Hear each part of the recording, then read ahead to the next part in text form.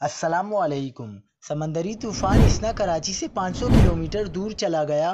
ایک اور monsoon system Sindh میں داخل ہونے کے لیے تیار۔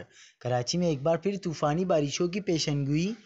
کیا آپ حالات حاضرہ سے آگاہی حاصل کرنا چاہتے ہیں؟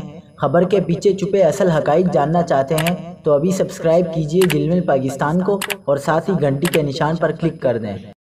آپ کو بتاتے چلیں کہ کل سے مرطوب ہوائیں خلیجی بنگال سے ملک کے بالائی حصوں میں داخل ہوں گی۔ محکمہ موسمیات کا بتانا ہے کل سے ایک مغربی لہر کے ملک کے مغربی حصوں پر اثر انداز ہونے کا امکان ہے۔ محکمہ موسمیات کے مطابق سندھ بھر میں سسٹم کے تحت 3 اور 4 ستمبر کو گرج چمک کے ساتھ بارشیں متوقع ہیں۔ دوسری جانب محکمہ موسمیات نے سمندری طوفان اسنا کے حوالے سے بتایا ہے کہ گزشتہ 12 گھنٹوں کے دوران سمندری طوفان مزید جنوب مغرب کی جانب بڑھ رہا ہے۔